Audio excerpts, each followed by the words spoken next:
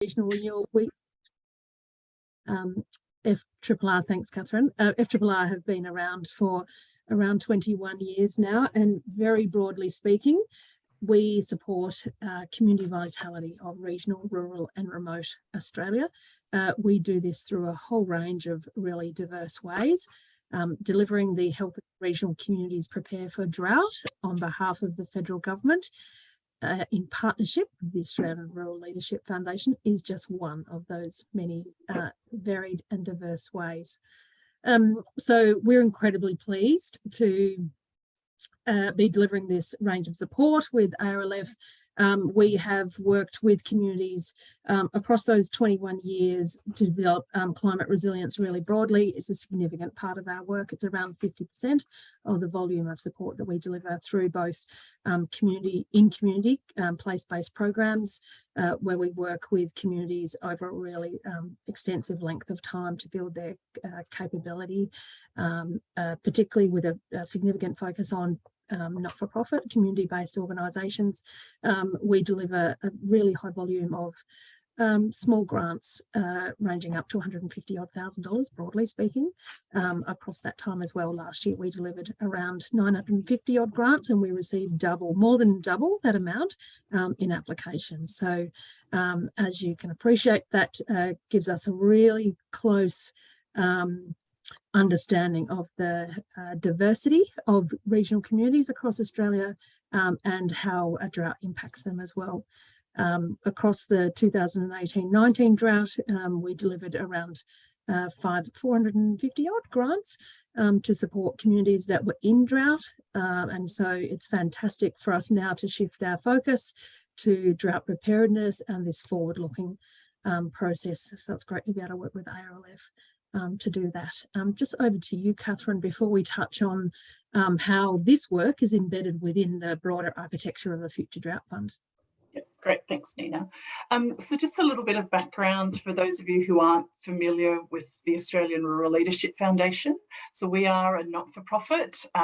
We have been delivering leadership programs for 30 years. This is our 30th year. We're having, I think last Saturday was technically our 30th birthday. And we run a combination of national and regional or in-community programs. But our purpose, really, the reason we exist is to provide leadership development and build leadership capacity in rural, regional and remote Australia. So that's really our passion, and that's our focus. So we run both national programs, or we bring people together from across the country to build a national network. Our flagship program, the Australian Rural Leadership Program, is probably the most well-known of those, and we also do a number of industry-based programs. But increasingly, and the work that we're doing through this program, we're actually working in communities to bring people together across those communities to develop their leadership ideas and knowledge and capacity for the benefit of that region, or for the benefit of that community. And that's really what we'll talk you through today. So we're really equally excited to be part of the program and working with FRRR to really bring an impactful, hopefully impactful program to communities to equip them to build drought preparedness in a number of different ways. Over to you, Nina. Thanks, Catherine. So the new program, Helping Regional Communities Prepare for Drought, is really an iteration and builds upon our experience both from the ARLF's perspective and FRRR, the foundational years of support. Throughout the last 18 months, we've delivered around 93 odd projects through the initial foundational year program called the Networks to Build Drought Resilience, to support community-based organisations to get started on some of the drought preparedness work. ARLF have delivered their Drought Resilience Leaders program, which we've been working really closely with in delivering. The implementation of those two programs have really set us up nicely and deeply informed our approach to this much longer approach to what we're trying to achieve in communities. It's embedded within the broader architecture of the Future Drought Fund, which is a significant $100 million a year investment across Australia. of which is filtered down into several initiatives. From a philosophical perspective, the programs that have been delivered and are being delivered sit under the various three pillars of the Future Drought Fund: social, economic, and environmental. The work that we're talking about today is strongly and firmly embedded in delivering social outcomes and building social capital in regional communities. So while we recognise that there's a deep interrelatedness and connection to economic and environmental outcomes, primarily in terms of the focus of this work, it's about building social capital so we can be better prepared for future droughts. You know, I look around in the regional community that I live in, which is highly drought, vulnerable, likely to experience drought into the future. And I think, how do I want to be doing things better? How do we want to be not working from the back foot like we have been in previous droughts? How do I want to be better connected? How do I want to be better informed about what drought and a changing climate means to me and my community? And how can we be better socially connected? So really that's the premise of the approach. We do recognise, however, that there are a range of investment streams being delivered concurrently with this work. So two of those significant initiatives are the drought innovation hubs and nodes, as well as the drought resilience planning, the regional drought resilience planning that's been undertaken by the states. This work will be delivered closely alongside that work, and our job is to make sure that there's a really deep interconnection between those levels of investment to join the dots, really, in practical terms for communities. So over to you, Catherine, to chat about what we mean when we say community resilience. Yeah, so resilience is a very commonly used word at the moment. And really when we're talking about community resilience, we're talking about the ability of a community to come together in, when times are good, to really have a clear vision or a clear view of what they want the future of their community what they want their community's future to be when times are difficult, and what preparation they can do in advance. So really putting them in the driving seat to map that out and to come together and to broadly and to work together to do that work, so that when drought hits or the other challenges that different communities have been dealing with, they've got a much more collective and proactive view of what that looks like. So for us, when we talk about resilience, it's not just bouncing back, it's actually bouncing to a recovering and being in control of a place where communities will recover to, rather than feeling like they just want to get back to the way things were. And really that's been the underpinning of the programs that we've been running over the last 18 months. So we've had, like FRRR, programs running over the last 18 months where we've had over 260 people working through community leadership programs around the country, and another over 500 people through a drought resilience mentoring program. And that's really been focused on, what do we need, what do communities and individuals, what can they put in place now and be thinking about now, so that they're sort of on the front foot for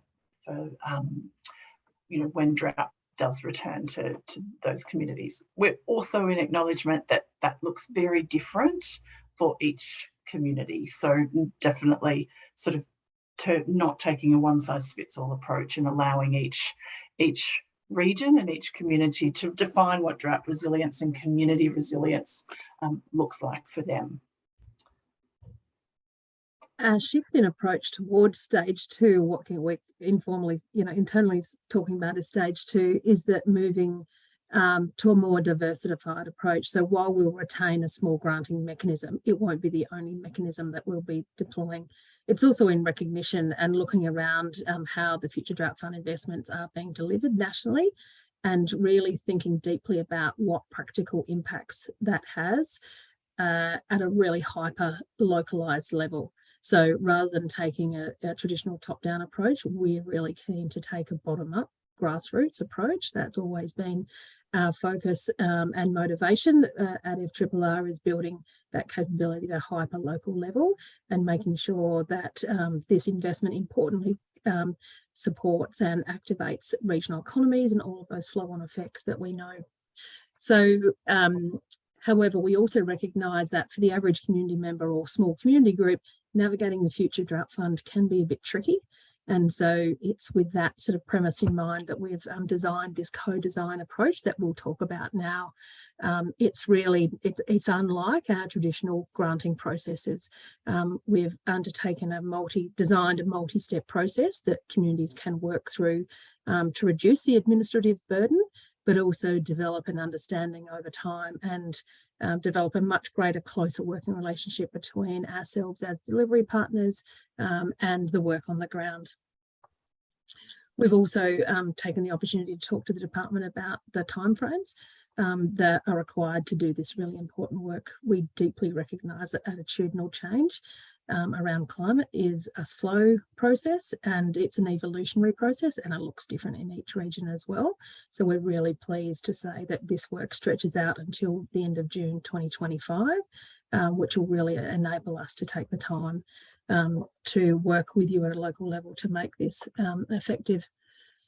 We'll also be undertaking this work with a dedicated evaluation partner as well. So when we talk about the community lead organisation, that's a critical component of what we're achieving as well.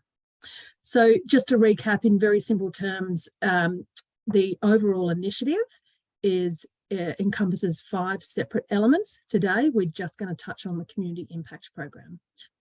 These deep information is in the guidelines, so I won't dwell too much on the detail now. I'll skip forward.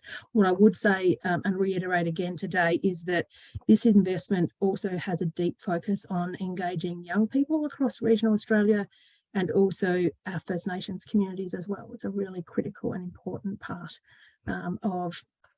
of this work, and we understand that from a First Nations perspective, drought and some of the language and framing and terminology that we use sometimes makes sense, sometimes it makes less sense, and so we're really interested in how that looks at a local level as well, and being as flexible as possible to have practical impacts in communities. So today we will just touch on the community impact grants and the mechanisms that we'll deploy to work alongside these community organisations to move through the process. Embedded and deeply tied into that process is the community leadership activities that Catherine can touch on in detail. I'm happy to receive inquiries about any of the other elements, but we won't dive into the detail of that today. So in terms of what, the end state that we're really aiming to achieve with this program, it's about gradually shifting in a deeply respectful way the awareness of attitudes to drought and drought preparedness. It's about increasing individuals and communities' capacity to learn and share information and innovative ways to build their knowledge and understanding of drought. It's also about increasing the reach. We know that one of the challenges of delivering any national initiative is ensuring it has genuine reach across Australia. We are particularly interested in getting this support out to remote and very remote locations. We are also interested in, broadly it's about leadership networks and building that social support to, in my mind, it's around, in terms of the end state that we're looking for, it's about building local social capability of community-based organisations so they can play an active role in the next drought, which we know that while it feels really wet and, in some places across Australia, a little bit too wet, now's a good time to prepare for when we know that dryness, will be around the corner. So what is the Community Impact Program? As I mentioned, it's got 2 elements. The main element is the Community Impact Grants. Their grants are between $200,000 and $500,000. Alongside that is the community leadership activities. The grant size will be negotiated as part of the multi-stage application process.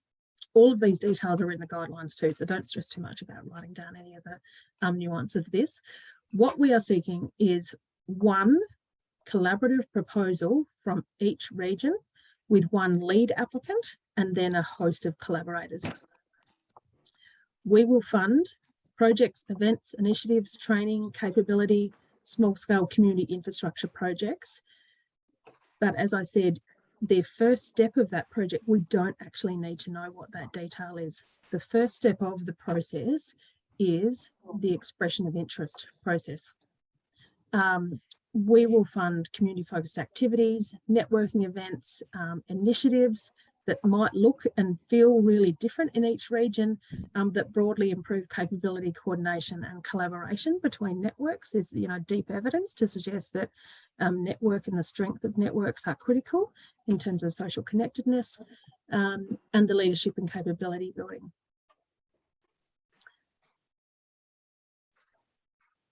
Catherine, do you want to touch on the leadership now or come back to that? No, I can talk about it now. I was just going to put the guidelines in the chat for everyone as well. So one of the things that we've been doing in the foundation year of the program is running leadership development programs. So we've run them in 11 regions, and we've got one to go in Tasmania, open for applications at the moment, if you know of anyone who's in Tasmania. But one of the really clear lessons that we learnt during that time was that for some regions, that was the first time leadership development had come to them, and people were really excited to be able to do that with their peers and within their community, and not to have to travel to experience, to be part of that. But for other regions, they were already really well serviced by community leadership programs or community leadership organisations. So where, and many conversations that we had with people was, you know, when we were talking and shaping the next phase of work that we'll be doing, was really making sure that we can offer to the organisations that will receive the grants a suite of options that you can choose around leadership development, so that based on the needs in your region or the needs in your community and what you already have access to or what you don't have access to, you've actually can have a conversation with us and work through these different options and select what's going to have the most impact for you. So I'll put a link in the chat, and also if anyone would like a hard copy, we do have a prospectus that I'm really happy to send a hard copy out to anyone that goes through those in more detail. But essentially, the successful organisations will get to choose one of these 5 options. So a community leadership program, very much modelled on the leadership programs that we've been running around the country in the foundation year. An emerging leadership program, so that's similar underpinnings around networked leadership, adaptive leadership, resilience, but from tailored for a 18 to 25 year age group. A community learning series, so essentially a series of masterclasses that bring in deeper learning for a couple of days. I think the distinction between that and a leadership program is people don't need to commit to more than 1 or 2 days. They can come along to all 4 of those sort of masterclasses if they like, or they can just have one. So it's a much more flexible approach for the communities. Group coaching, so you may well be a group of organisations coming together to deliver a project for the first time and would really benefit from a coach to help you stand that up and embed a way of working together. There may already be a group of people in the community that you think that are working to address community resilience that you think would really benefit from having coaching wrapped around them for a period of time. And then finally, what we call a leadership action initiative, which is really a facilitated problem solving or opportunity exploring process where someone independent would come in, work with you to design and understand what you're looking to achieve and to facilitate a series of conversations and bring others into that conversation to possibly challenge existing thinking, bring in new ideas, and develop a roadmap as a result of that. So as I said, really happy to talk in more detail about each of those, and it is outlined in the prospectus as well. But it would, and we can work with you to understand the nuances of each of those offerings and which might be more suitable. You'll be asked to nominate which your preferred leadership activities are when you do the expression of interest application. Again, we don't need war and peace around that, but it's really helpful for us to have a sense of what your preferences are and how they align with what you're proposing in your expression of interest.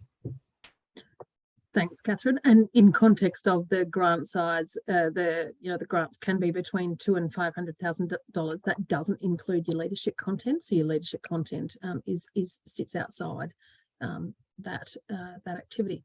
So in terms of understanding how this multi-step process works, it's a 4-step process. The first step, well, I guess what can I say is that before I move into the detail, it's a 4-step process. It's designed for us to gather information and build relationships and understanding of what drought preparedness looks like with you at a local level over time. So unlike a traditional granting application, we don't want all of that information up front. We recognise that the timelines associated with this are not extensive, and it takes time to have conversations in communities, particularly at this time of year as we move through some of the seasonal periods, depending on what your primary commodity is.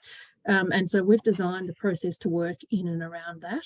So the EOI process is really the first step of that process. We will call for applications. So that's what we're doing at the moment. We'll have all of those really good conversations with you all. We will help you link conversations within regions where that's helpful if you're not connected to other delivery partners or organisations at the moment. We will then move into an assessment process internally at FRRR through our standard granting processes, and that's our standardised due diligence where we respond and act on our obligations to both the department but also the FRRR board. That will result in a primary lead applicant, 1 per each of the 35 regions. They will get announced. We will then engage with you guys at a local level. So when I say you guys, the lead applicant, to move through a co-design or program design process at a regional level. The reason why we're doing this is that we know that delivery of the other future drought fund initiatives like the regional drought resilience plans and the activities and presence of hub and node activity is different in every single region. So we also know that some of the regions have done extensive community consultation. We also know that some regions have done very little consultation as well. So it's a flexible process where we'll work with you at a local level to bring value and not, frankly, reinvent the wheel. If there's already consultation that's been done, we will deeply reference that and make sure that really what we pull together is just getting the right people into the room, but not sort of over-egging the pudding, so to speak, in terms of reconsultation. What we're really aiming for is a very simple list of activities that have really strong social capital building outcomes associated with them. That will form part of your local drought roadmap. That will then sit alongside a program plan that will be submitted by the end of February. So you can see that there's, an iterative process that we will do the local consultation, get that into a simple 2 to 3 page document. Alongside that, we'll have a maximum 10-page project plan. That's the nuts and bolts of what we're doing. And that's what will form your final that the FRRR board will fully consider before they're then formally endorsed and announced by the Agricultural Minister, with activity commencing around the start of May. So let me just find my mouse. So the 4-step process that I mentioned, I've had lots of questions this week around what does that EOI process look like. There is a sample application form on our website that we've got a link in the slides in a little moment. But in simple terms, please be assured that it's not like a traditional application form. The dot points that I've put there is really, that is all that's required in the expression of interest process. So it's basic contact details. If you're the lead applicant, we need to know what your previous year's financial documentation is. That is part of our normal, financial due diligence. So demonstrating that you have got the capacity to manage funds. We would love a very brief but localised view of how drought has impacted your community and region into the past. So just help us get some context in and around that. We'd love to know who your partnering or proposed partnering organisations are not in a letter of support, but just a list is fine. If you've collaborated in the past, we'd love to see some brief detail around that. We'd love to get a snapshot of the linkages, if there are some, or any at all, to other future drought fund activity. Again, we know that will be different per region. It just helps us join the dots of how that's all translating at a local level. Love an indication of your leadership activity. So this is really just a really initial indication. We won't hold you to that. It's really just helping us do some early planning in terms of getting a rough indication of who would like to do what in the early stages of thinking. And then your delivery locations. So the regions that I'll touch on in a moment. While we've defined large regions with a whole host of local government areas, you're not obliged by any stretch of the imagination to deliver across the entire region. If we list, say, 12 LGAs in a region, you come back to us and say, look, we think the drought preparedness needs are really strong in these 6 LGAs of the total 12, and your project collaborators agree on that approach, then we're totally happy to take your word on that. So really, that is all that's required by the end of this month. They close on the 26th of September, and that we're seeking 1 application per region. In the event that we do get a couple of applications per region, we will have offline conversations with you to negotiate how that might translate, and with a view to sort of ideally having a joined up approach with you all. There is the link to apply. We can share these slides afterwards, so we can put a live link for you. So you can jump in and have a look if you'd like. So once those EOIs go in, we will consider those internally. We will shortlist all of those with a view to having 35 lead applications. We will then get back in touch with you all as lead applicants to start that negotiation of the co-design process that I touched on earlier. In recognition that each region is at a different point, I've built in some relative flexibility within the guidelines as to what that local co-design process looks like. I take a pretty broad view when I say co-design. So that could be a facilitated face-to-face workshop. It could be a series of either online or face-to-face meetings, or it could be gathering of existing content and evidence and community activity that you've undertaken to date. Really what we're trying to achieve is evidence of community engagement, evidence of community need, and an identified list of community activities that you'd like to get started on throughout this process that delivers on those social capital outcomes that we touched on earlier. All of those processes will be brought together and captured in a regional drought resilience plan. So that's a simple document, 2 to 3 pages. We don't want an essay. It's really about articulating exactly what you're planning to do. The evaluation partner will be working alongside us during this process as well, and we're yet to engage that organisation, but just a note to say that they will be observing that process as we move through. Once we've completed that initial 2 to 3 page list of activities, and as part of the overall application to us by the end of February, we are seeking a project plan. So that will, again, maximum of 10 pages. We don't want an essay, but we do want to know the basics in terms of how you plan to run the project over a multi-year period. This is really diving into how you're going to do it, who you're going to do it with, and when you're going to do it. In addition to that will be your budget. So that will be, how much you want to spend. We are seeking your thoughts and asking you to nominate how much investment that you would be proposing for your region. That can range anywhere between $200,000 and $500,000. Just a note to say that unfortunately we can't fund every single region to the tune of $500,000. So do talk to us about where you think that appropriate level of investment is based on the number of local government areas that you are delivering across, the context and complexity. We know that delivering content into remote regions costs more than, where we're more populated and closely connected. So we will absolutely take each application on a region by region basis in terms of what your, cost of doing business is.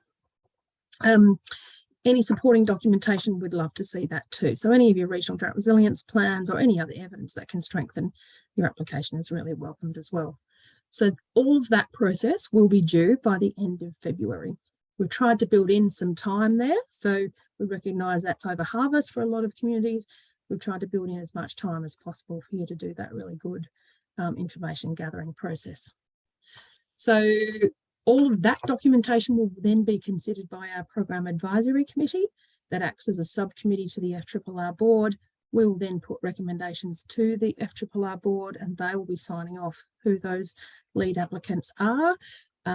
It will then be announced by the Federal Agricultural Minister, we think at this stage in early May. Once we've executed those grant agreements, we can get cracking on the work, which is really exciting. And so, between May 2023 and the end of 2025 is when that process will take place.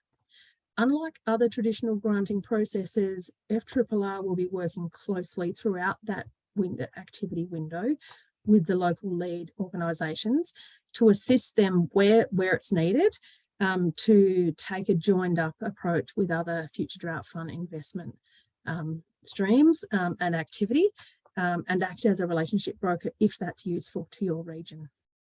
Certainly what we've been hearing to date is that it's quite complex for the average community group to navigate just what's happening with other investment streams. So that's certainly one of the, I guess, informal philosophical premises of this program, is to take a grassroots bottom-up approach and for us to work alongside you to help you navigate that and honestly get some of those really good practical opportunities into your regional local communities.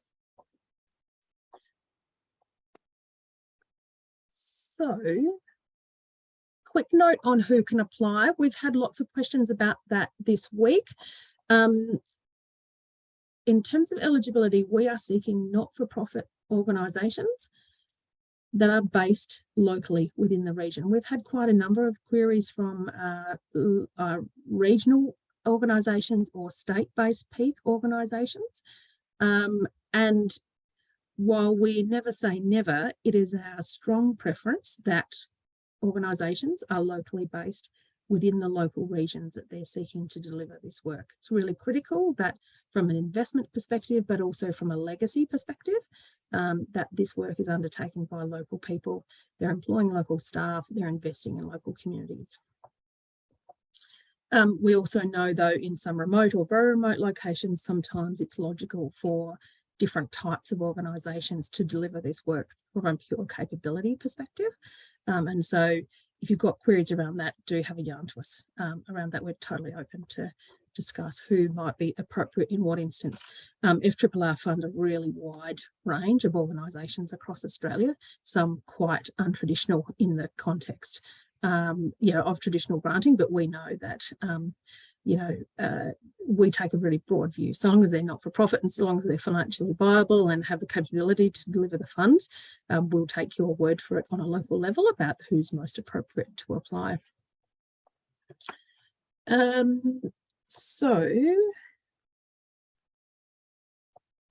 This work will be delivered across 35 regions. That's a quick visual snapshot of where those regions are. This is the region footprint for the community impact grants.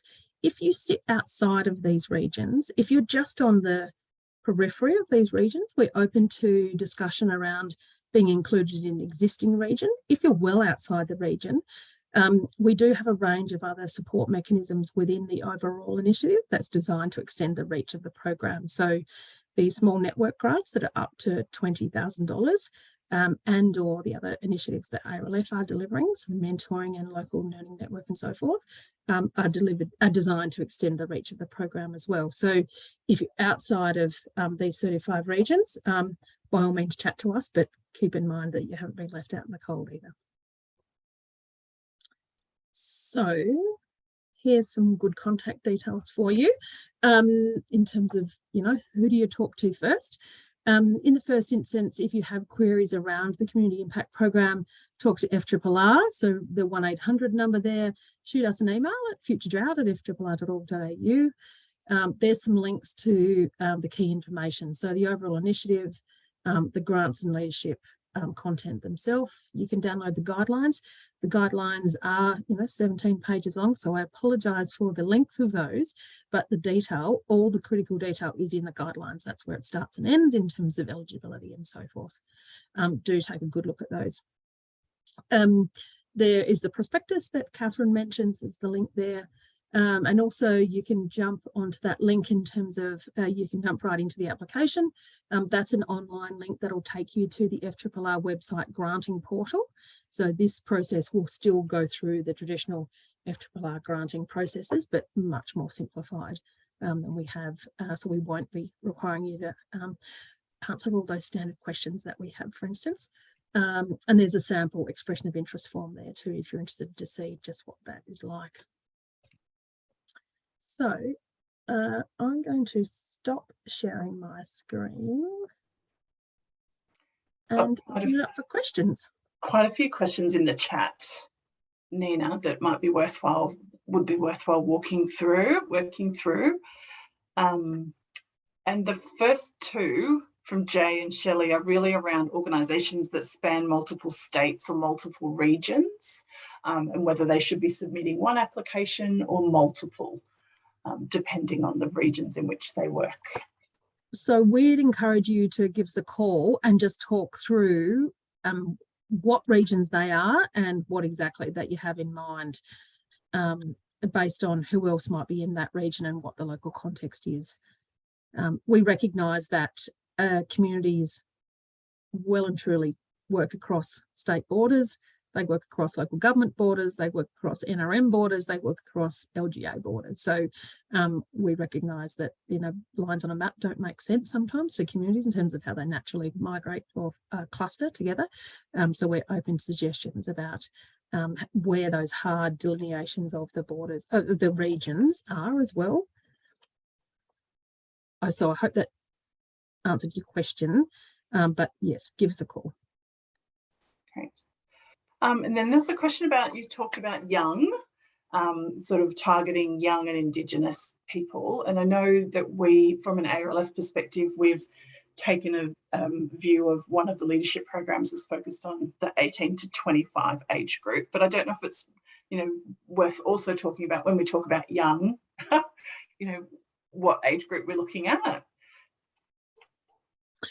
That's a good question. I would, to be entirely honest, need to go back and check our guidelines. We would take a relatively broad view to when we say young.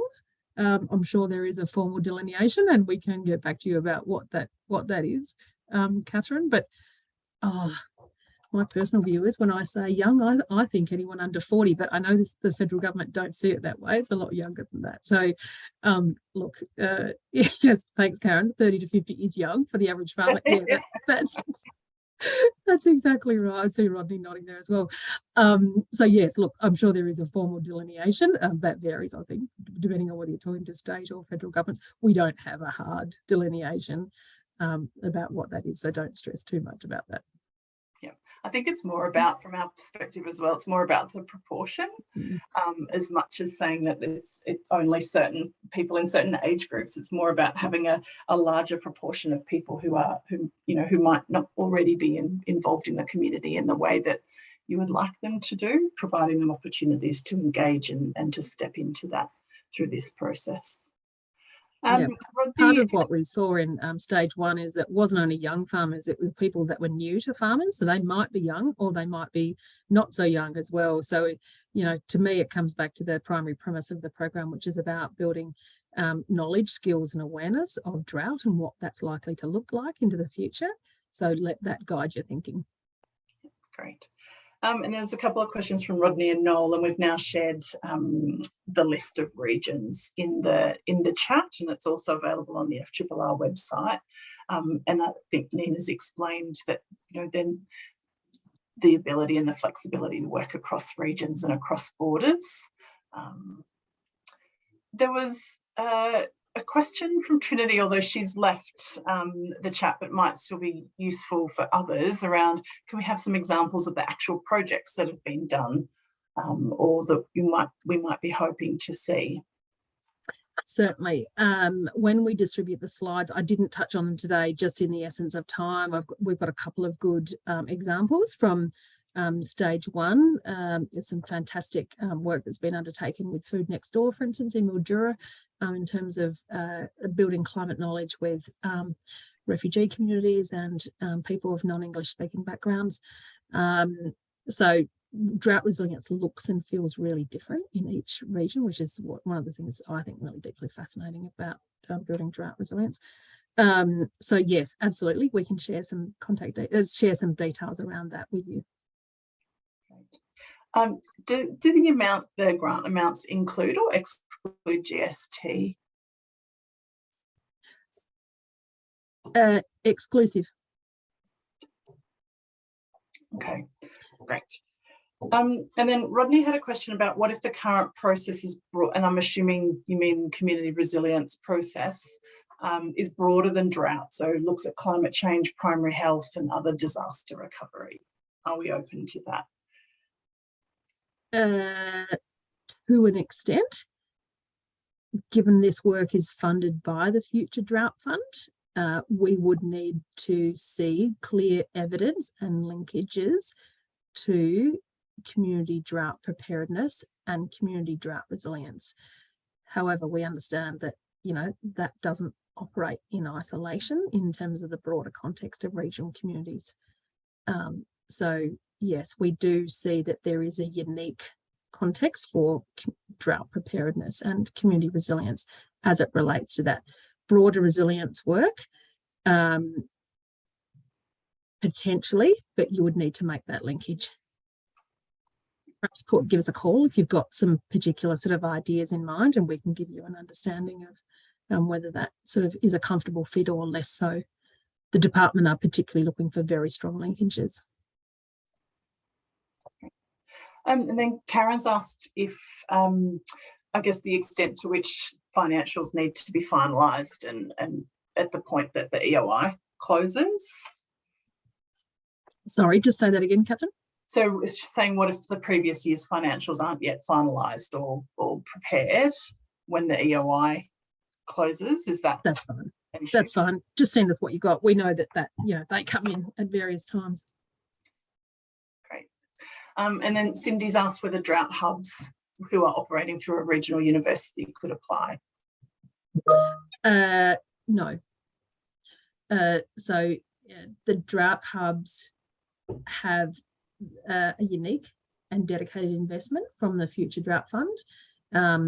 However, the drought nodes are, many of them are our stage one network applicants, successful applicants. And so if they operate as an independent entity in their own right, then we are open to suggestions and applications by them as the lead applicant if they are the most appropriate organisation locally. Right. And then Noel's asked a question about whether New South Wales Farmers Association branches are involved in the consultation process. So we haven't directly engaged with any one peak organisation over another.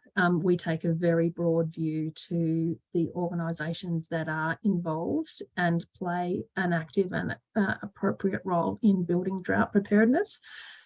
We've certainly fielded a lot of calls this week from peak organisations wanting to be involved, so that's fantastic.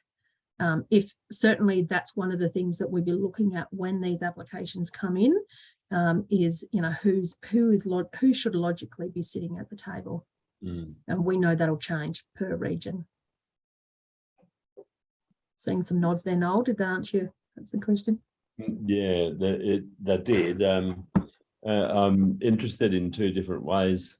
One from a New South Wales farmer's perspective, as being a farmer myself, but I'm not employed in that at the moment. I'm a bush chaplain with Frontier Services, and I see the social capital concept, you know, being in our bailiwick in the sense of getting combined church groups together and local organisations, like particularly Cobar, Nyngan, where there's really strong community connections there.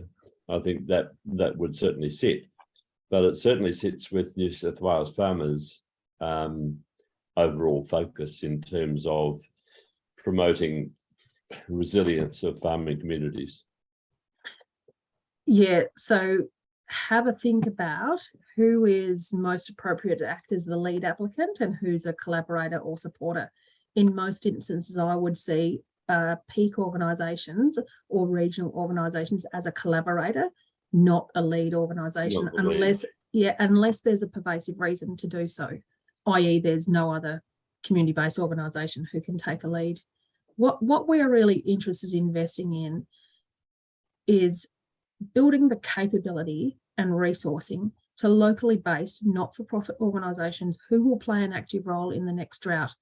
Peak organisations are a partner and they sit at the table in that context, but we want to invest in people and organisations that are locally based and who'll be there in the next drought, so they can play an active role in honestly calling the tune as to how they want support, what they want support to look like in their local region. Right, thank you. Then there's a question from Karen around Walker in particular being not included in the right region. I think some of the history, so some of the regions are shaped to reflect the way that the regional resilience planning is happening, and that's happening differently in each state. So that's certainly the case for Walker, which has been paired with Tamworth for that process. But I think Nina's already explained, and it goes to your question as well, Shelley, around Moree, about the ability to work across regions and to bring LGAs who are on those borders into other programs. But because we do have that strong connection with the regional resilience planning processes, we do need to take that into account as well in terms of how those different programs will be shaped. I don't know if you wanted to add anything to that, Nina. Just to say that the regions as they're currently defined are not set in stone. So if you look at your region, you think, oh, actually, that singular LGA is more logically clustered with us or vice versa, then we're really open to those conversations. We're not the font of all knowledge when it comes to how we draw lines on a map. This was a best guess and a best, a starting point, I guess, in terms of how we define regions. As I'm sure many of you would know, there is no singular agreed understanding of what constitutes a region in regional Australia. And so we've tried to sort of duck and weave our way in amongst that, but open to conversations from you about actually what those regions look like. With regard to Moree Plains, yes, that is included. There was a minor oversight in how Moree Plains was, you're right, it wasn't on the guidelines, and we've just amended that yesterday. So apologies for that, but just make that really clear that absolutely is included, and is updated on all of our online documentation. Can RDAs apply? Yes, they can. They're incorporated association, which I believe most RDAs are. I would query, are they the most appropriate organisation to apply in some instances? I imagine they might be. In others, they may not be, if there's other more organisations that are closer to the community. So again, welcome a conversation around that, depending on what the context is in your local region. Yeah, Nina, sorry, I'm Sean Harris here. I'm representing Murraylands and Riverland RDA. Just want to put that up, and I think if there's an opportunity to talk to you one-on-one. We've just completed a drought resilience planning process, and everything you've talked about today is the process we have gone through in the past 12 months. We have gone from a ground-up grassroots community voice, but those community organisations will still probably look to us in the first instance to help with some of the implementation. So the things you talk around social capital and building resilience. And what we've uncovered is that most of our local organisations who do fantastic work are sometimes not connected, are sometimes, could learn from each other. So, what was uncovered was that what they want, what they term was a coalition of the willing to go forward to actually develop resilience as a practice in region. And they would, what I suppose they're sort of recommending in a way in the first instance is us as an organisation, if you like, to be the orchestrator of developing that, helping them develop that practice, connecting them up. So, we saw this as an incredible opportunity to start to review and implement some of the things that have already come out of the drought resilience process. It's so closely connected. I think I need to have a one-on-one conversation with you so you can understand that, and understanding that the drought resilience plan is, it's in draft. So it's gone to federal government for assessment through CSIRO. So, but the community voice was so strong that we can't stop what comes out of the assessment, what come out. It's just the alignment with the community impact program just completely fits hand in glove with what the process we've just gone through. So, but it would mean maybe the RDA being a lead with other collaborators in the first instance. So yeah. Yeah, certainly. I'm really pleased to hear that that's a really close fit. We do recognise that those regional drought resilience plans in many instances are in draft, and we've been looking at drafts of many of those already. So yes, do book in some time. So we're happy to have one-on-one conversations. We're also happy to have regional clustered conversations as well to help you nut through the detail of how that looks like in your local region. We won't help you decide who the lead applicant is. That's not our job, but we can help you join the dots and link you with some of our stage 1 applicants, make sure that the drought resilience leaders cohorts are engaged in that sort of localized clustering as well if they're not already. So yeah, happy to do that for sure. Best way to do that, Sean, is to just scoot us an email at that future drought, and Kate can book in some time. Yeah, thank you very much. I'll do that straight away. Yeah. We know that RDAs are different in each region in terms of their focus. Some are really close to the community, some are quite strategic, and so yeah, happy to have that. And this this was it was a whole region approach, and so it's it was sort of the role of the RDA along with local government association and the landscape board that was the collaboration of actually doing the plan, so it was the organisations closely connected to do a whole of region type plan to bring everybody in. So so I'll flick you an email and we can set up some time. So yeah, Ace, thanks. Yeah, we recognise that process is well up the track. I know Port Augusta, the Far North region's done quite their really extensive consultation. Queensland, I've chatted to this week as well. They're well up the track in terms of some of those pilot regions. So yeah, absolutely. We just needed to design a process because some regions are not at that point. Absolutely. WA, and as you've explained, the Future Drought Fund's sort of a bit all over the place, and you have to go when you go and keep moving on. So anyway, thank you. No worries. Nina, there's a very relevant question from Zoe about organised regions that are at the opposite end of the regional resilience planning process, which is, if that progresses during the time of the program delivery, can they adjust what they're doing based on what comes out of that planning process?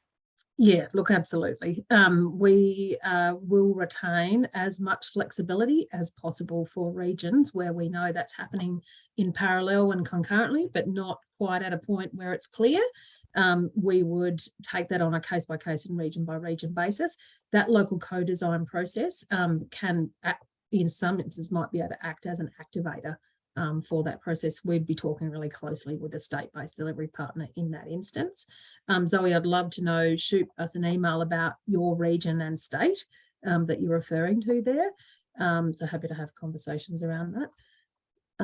So we think that we're probably going to be commencing our planning process very soon. We know that the regions either side of us have just finished theirs. We'll probably be next, but it hasn't kicked off yet. So, and where are you, Zoe? We did Hinterland and Golf, I think it's called, in your, so we're Gulf Savannah NRM, North Queensland. Fantastic. Yeah. Yep. Shoot me an email. I'd love to stay in touch. Thanks. Yep. Just on that process, we can provide a facilitator to support those community conversations if that is useful. It's certainly not required, but if that's useful, we can support that sort of co-design process. What we will be looking for is, and what we will provide is, a consistent structure of those plans across every single region. So the framework or structure will be consistent. The activities that sit within that structure will be entirely unique, I imagine, to each region.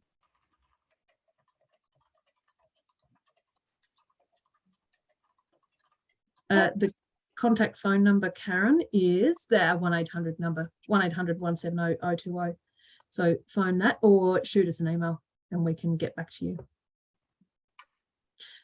Maddie, Northern Wheat Belt, WA, we, in very simple terms, we were limited to 35 regions that we were able to deliver this support into across Australia. Unfortunately, that didn't cover all of Australia. So we had to make some hard decisions around which regions went in and what out. And look, to be assured, that wasn't just our decision. It was certainly deeply informed by our collaborators at the Department of Agriculture, Forestry and Fisheries, who have commissioned this work. It was also in deep collaboration with state-based delivery partners, of which every state was involved in and consulted with in terms of this region selection. So if you are outside that region, do talk to us. The community network grants are designed to support the LGAs that sit outside the dedicated regions. I think that means we're at 1 o'clock. I think Nina and I are happy to hang around and answer a few more questions if people would like, but most people I would expect are running off to something else. So thank you to those people who were able to join us today. We will share this webinar, the slides, so that you can have that to refer to, and you've got all of our contact details there for you to connect with FRRR or ARLF if you have specific questions. Nina, did you want to say anything in wrapping up? Just quick closing, Rebel. No, there's not a dedicated location of where all those plans are sitting at the moment, but shoot us an email and we can connect you with the drought resilience planning process in your region for sure. But no, just a quick note to say thank you for your time today and thanks for your interest. And look, the key message from us is just call us. We don't mind having a yarn. So we'd love to hear from you. Thanks for your time today. Thanks, everyone.